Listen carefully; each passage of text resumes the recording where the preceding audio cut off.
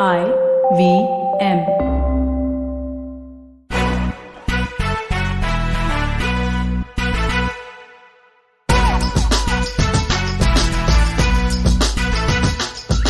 Hi, we're Team Explainer. Welcome to an all-new episode of Press Decode, a weekly podcast where we take Explainer's mission to be cut to the news one step further. Check out our newsletter for more stories and follow us at Explainer In to keep up with all the fun things we plan for our Explainer fam. So sit back, relax, and don't let the news give you the blues. Welcome back after a sort of long break. The long weekend we were delighted about on our last episode ended up in two of us falling super sick, so sorry about that. Anyway, today it's just me, Sara, the in-house grumps, and Vagda, the self-declared glimmer of positivity. We hope you have fun. As always, we have 3 segments for you. In our big story, we talk about the ongoing campaign against selling meat in parts of the country. Here we look at the convergence of religion, identity, class, and money that are at the center of this campaign. In our Food for Thought segment, we try to wrap our heads around what sets Nykaa apart from other startups and what may bring it down. Finally, we'll be roasting and toasting our fave and least fave items. All right, let's begin with our big story. Earlier this week, Ahmedabad became the latest city to clamp down on stalls and roadside vendors selling meat. It issued an outright ban on meat selling carts in public places. The reason? They were public complaints of bad smell, especially from morning walkers, residents visiting religious places, and parents, as these were leaving negative impacts on minds of young children. Yes, Okay. do with that what you may. This is part of a growing and often violent movement based on the assumption that meat offends Hindu sentiments. The Hindutva right wing has long been hostile to eating or selling meat. But in recent years, this hostility has turned into demands for outright bans. Just last week, Vadodara banned all public displays of meat in stalls and restaurants. The reason? It has to do with our religious sentiment. The non-vegetarian food should not be seen. In Delhi, a member of a Hindutva group forced a biryani seller to shut shop during Diwali, saying, "Don't you know that today is a festival for Hindus? Today is Diwali. Is this Jama Masjid? Total Hindus live here." Again, valid logic. I love the quotes that these people give me. The pattern was the same during Navratri in Gurgaon, Faridabad, and other parts of the city. In March, Gurgaon imposed a new rule on ordering meat shops to close on Tuesdays, a day when many North Indian Hindus often abstain from eating non-vegetarian food. So if this is what's up, who eats meat in India and who sells it? See, for an urban consumer, even if that Tuesday ban thing happens, you can still order meat from Licious, Fresh to Home, and other such online businesses, right? Yeah. Mhm. I mean, Yeah. many of these are owned by well-educated upper-class Hindus. In Gurgaon, which has that Tuesday meat ban thing, food hall and other supermarkets can still sell meat. So, who is really made to shut shop for even a day is the small retailer, typically Muslim or those from scheduled castes. And restaurants can serve non-veg on Tuesdays too, because that doesn't hurt religious sentiments for Hindus.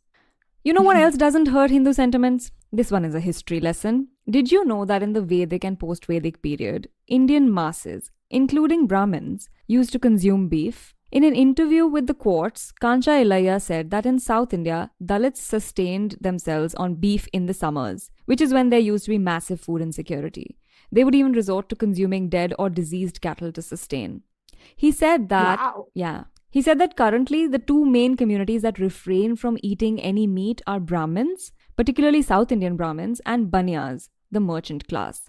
That the cultural imposition of vegetarianism has its roots in Jainism and in later Shaivite tradition, with Shankaracharya starting a vegetarian campaign amongst Brahmins to counter the theory of violence in Buddhism. Ooh, that is interesting to say the least. Yeah, but you know what else doesn't hurt Hindu sentiments? Beef exports. Of course. So, Buddhism taught you not to kill other animals and eat them, but it did teach you to kill and sell. Ever since the advent of the NDA government, beef exports have been, wait for it, increasing. Yeah, I bet you didn't expect that. So 2014-15 was the year that saw the maximum increase. There was a small dip in 2015-16, but since then, until 2020-2021, it had been marginally increasing. Cut to last year when the export fell to a decade low, but that was not because of sentiments. That was because the demand dipped. Shh, don't say these things out loud, Vagda. Damn, already done. And who are the biggest names in meat export? 4 out of 6 companies on top are owned by Hindus, one being father to ace shooter Abhinav Bindra. Yep, big surprise, they're not asked to shut shop on Tuesdays. I'd just like to see Hindutva brigades just react to this information. They will not acknowledge it. Treat. Like, how are you going to cancel Abhinav Bindra? Anyway, okay, so this is evidently not about meat. So then how did we get here? Well, there is a growing stereotypical view of the Muslim meat eater. Humra Qureshi in the National Herald explains it brilliantly, so I'm just going to quote her. It started off by spreading the notion that the Muslims devour meaty chunks and kebabs all day. Mind you, this propaganda that all Muslims go about with the big fat botis stuck in rotis has been gaining ground, portraying them as a modern day Adam Khor or cannibals. And this is perpetuated even by the RSS, who internally paint Muslims as cow killers. And all this is based on a clearly false notion that only non-Hindus consume meat, specifically beef. So this just goes to normalize the kind of crime that happens in the name of meat eating. Yeah. So going back to the stereotype, I'm going to point out just how pervasive and normalized this notion is in our everyday life. Think Bollywood. Seemingly harmless, right? Yep. Sure, minus all the sexism, of course. Just gonna ignore that. Kabir Singh. But oh God. But have you noticed the blatant Islamophobia? If not, allow me. I'm going to draw your attention only to the portrayal of meat consumption, though, because the whole gamut of an anti-Muslim rhetoric would be a whole episode in itself. Anyway, in the movie Manikarnika, the Queen of Jhansi, that stars the Hindutva Brigade's saffron-dyed child, Kangana Ranaut, who plays the role of Rani Lakshmi Bai, there's a scene showing a soldier snatching a calf to kill for steak, only to be reprimanded by Renault's character who says, learn to respect the people and the sentiments of the land you're standing on. Also, I don't know, this is my internal bias. Every time I read these quotes, I go into troll voice. If you've noticed since the beginning of the episode, I just have a troll voice when I say these quotes, ignoring that. But more blatantly, however, was the super hit film of 2018, Padmavat, that used food as a differentiation between the brute Muslim ruler Alauddin Khilji and the pious Hindu Rajput king Maharaval Ratan Singh. So you'd see the manic Sultan Khilji with long hair, a battle-scarred face, baring his teeth as he chomps on massive chunks of meat. On the other hand, Queen Padmavati's husband, the good Hindu king Maharaval Ratan Singh, by contrast, eats from a plate and several tiny bowls. And the camera never comes close enough to show us what he's eating. But regardless, it is all eaten very daintily. So it's definitely not meat. And don't even get me started on the lighting used for both characters. I think through the movie, you would see Shahid Kapoor's character. It's all sunshine and rainbows and oh my God. Yeah, but very somehow, warm tones. exactly. But somehow for Ranveer Singh, it's like they decided that part of the film was in prehistoric times where all they had was one tiny fire to light an entire room because it was completely dark and just going to perpetuate what they thought about both characters. Yeah. If you want to read more about this Bollywood stereotyping, Sohini Chattopadhyay has a fascinating piece in the New York Times that I will link below. Anyway, we clearly know that religion and caste may not be the drivers behind the sale or consumption of meat, but it is definitely an important factor behind the construction of stereotypes that end up in hate crime. Yeah, and it's so surprising. Like at this point, I'm thinking there was so much furor against Padmavat. For what? Exactly. They're literally making the stereotype that you want. What are you outraging against? This is why I said your whole section about the exports and the numbers behind the exports be very fascinating to see because let's be real, honestly, this is not even about a right-wing outrage. Most outrage is just without any basis, right? Where you don't know the whole story. So it's very fascinating to know who owns stuff, who sells stuff. That's when you know that most of your outrage is worth nothing. Yeah, it's like that Uncle G standing outside mainland China ki boycott China. Oh my God, that reminds me. There was a bunch of people who even threw TVs from like their balconies and all, no? Because it was Chinese products. Hilarious. Yeah, it was so funny. I don't know. I think it's just like posturing after a while, no? It is only posturing, let's be real. We've had like successive 2 governments now. Yeah. Okay, on that note, we come to the end of this segment. We'll be back after a short break. You're listening to Press Decode on the IVM Podcasts Network. Namaste, this is Cyrus Brocha. I am part of the government cancel culture program to remove rubbish off all the different streams available. So what we have is all the collected rubbish we put together on our show. It's called Cyrus Says. It's on IVM Podcasts. You have to watch it and listen to it. It's on our app. It's on our website. It's on the YouTube channel. It's on Facebook. There are many different ways. Don't bother me and ask me how. You have to find out. We talk to different personalities. Many of them are known. Some are just people we meet downstairs and invite them up for chai. But the point is, it's fun and it's very therapeutic. So please join in and listen to Cyrus Says.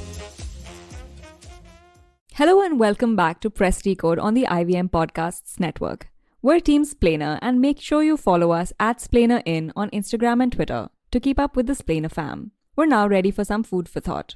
Biggest news last week, guys. The Nykaa IPO made waves.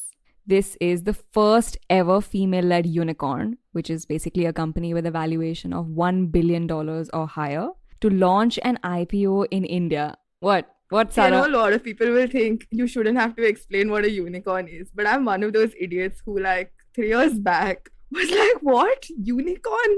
So, I genuinely did not know. There's anyway. I mean, that's the point of the splainer, right? So, it raised 53.52 billion rupees to become the 51st largest company in India with a market capitalization of 1.03 trillion. This is even bigger than Godrej and Coal India. You know how old those companies are? My God. Maybe that's the problem. Okay. So obviously this is a great feat. Only 5 out of 136 unicorn founders are women. Unlike Zomato and other disruptive startups, Nykaa is actually profitable with a net profit of 620 million rupees in the last financial year. And last year was pandemic year. Falguni Nair, the founder of Nykaa, still owns the majority stake in her company, which has made her the 17th richest person in India and the 2nd richest Indian woman billionaire.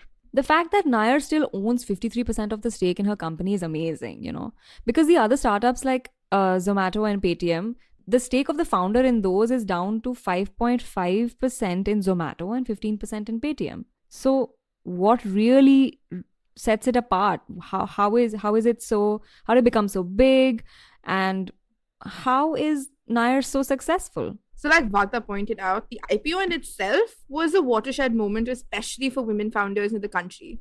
But the more fascinating bit about Nykaa is the product itself. It went from just about 60 daily orders at launch to more than 1,000 orders within mere months.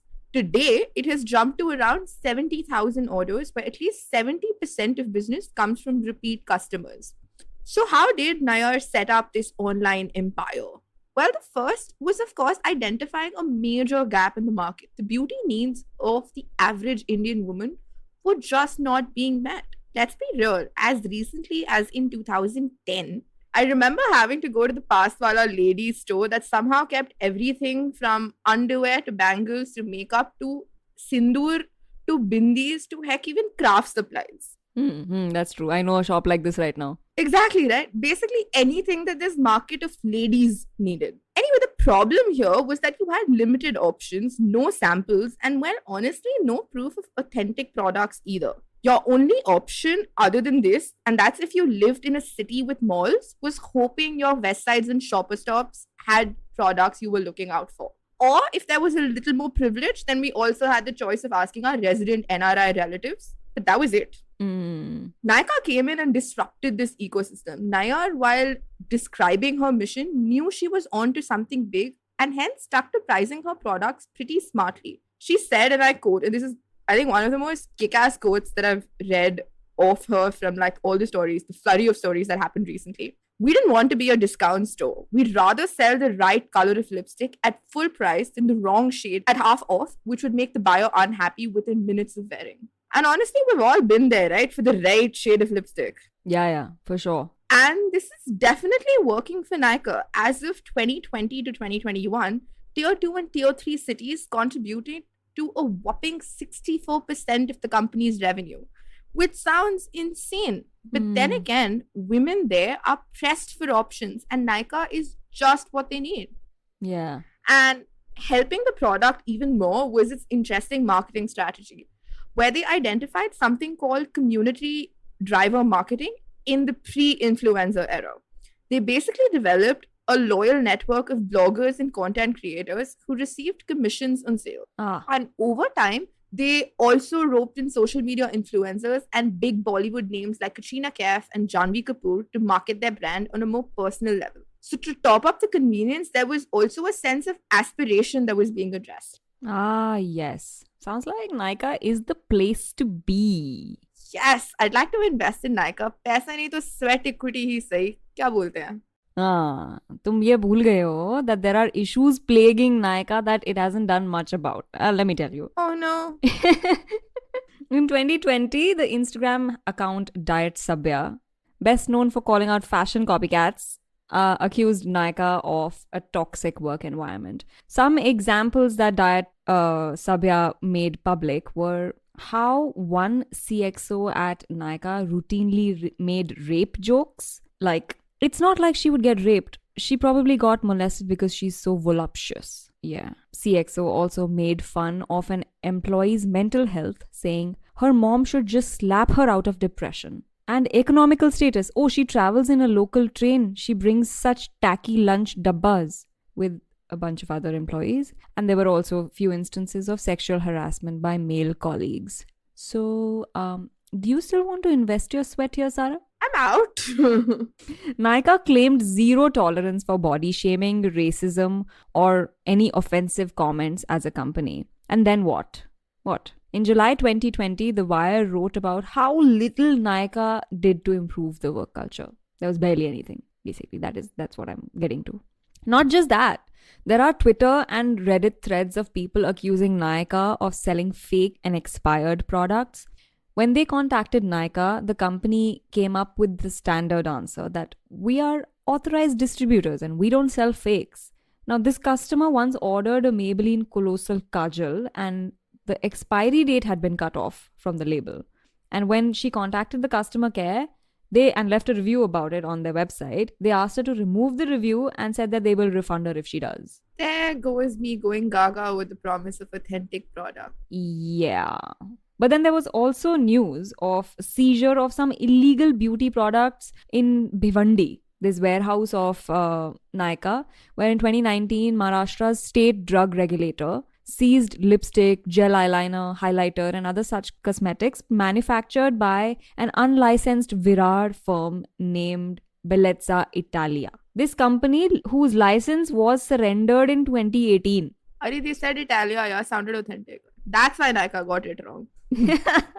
I mean, the drug regulator is doing your due diligence. Nykaa literally said FDA brought it to our attention that the manufacturing license of one of our partner brands had expired. Why is this the drug regulator's job to tell you? Shouldn't you know this? Anyway, I think this comes as like part and parcel with a business that grows too fast. Remember the black box PR nightmare with Airbnb? Oh yeah, you should definitely, like anyone listening, you should definitely check out our explainer on it. It's horrifying. I think the good takeaway from this is that now that the IPO is here, hopefully there will be more accountability and these things may happen less. Or if they happen, it will reflect in the stock price of Nykaa and maybe there will be some changes. I think this is good to know, right? In terms of, because all the recent reportage was just everyone going gaga over it. It's good to be aware that there are two sides to every success story, so to say. Yeah. Anyway, with that, we come to the end of our second segment. We will be right back after a short break. You're listening to Press Decode on the IVM Podcast Network. Hey, it's been another great week on the IVM Podcast Network. On Agla Station Adulthood, Ritasha and Ayushi are in conversation with journalist Pallavi Iyer. They talk about her having lived in so many different cities, adulting through it all, and what motherhood means to her and how young folk can lead better lives and support the nation's progress. On Smarter with Sid, Siddharth asks if energy management is just a better way of time management. Tune in to find out if this is practical and possible.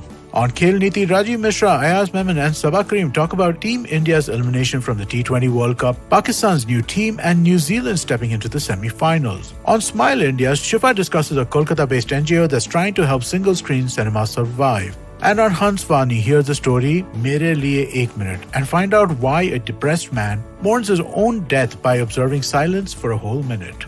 Do follow us on social media. We're IVM Podcast on Twitter, Facebook, Instagram, and LinkedIn. And do follow us on YouTube. We have a number of different channels. You can find them on ivmpodcast.com/YouTube, where you'll be able to take a look at all of the channels we have.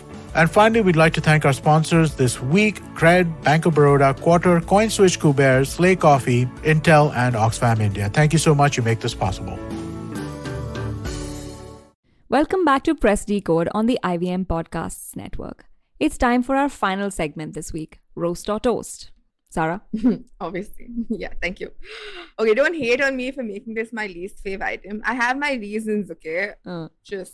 So, Julia Hurricane Hawkins is a 105-year-old Louisiana teacher who, wait for it, became the first athlete in her age category to run a 100-meter dash. Her time, 1 minute, 2 seconds and 95 milliseconds. And her response after setting the record, it was wonderful to see so many family members and friends. But I wanted to do it in less than a minute.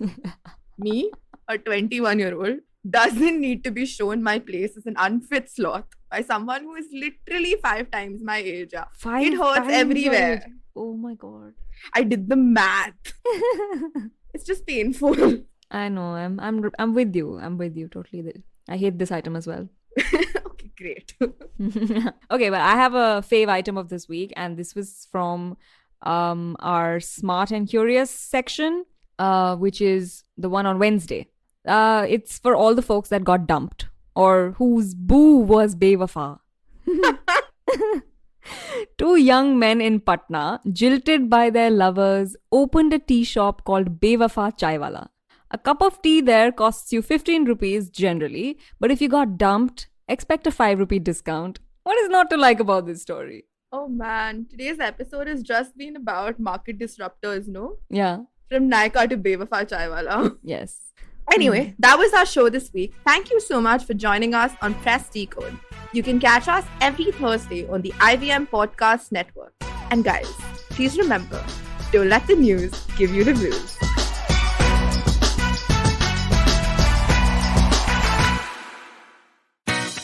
Eventually, you'll see the end of your childhood, Get accustomed to womanhood. enjoy the experience of sisterhood, Might get to wifehood or not, choose motherhood, or not.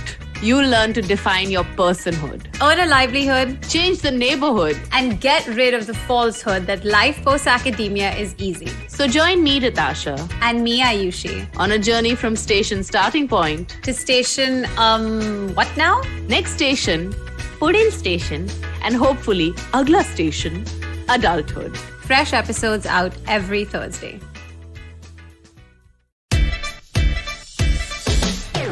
From uncensored and unfiltered chats with the who's who of the entertainment industry, I, Siddharth Kannan, bring you a very hardcore chat show called Candid Kannan. Tune in every Friday on the IVM Podcast app or wherever you get your podcasts.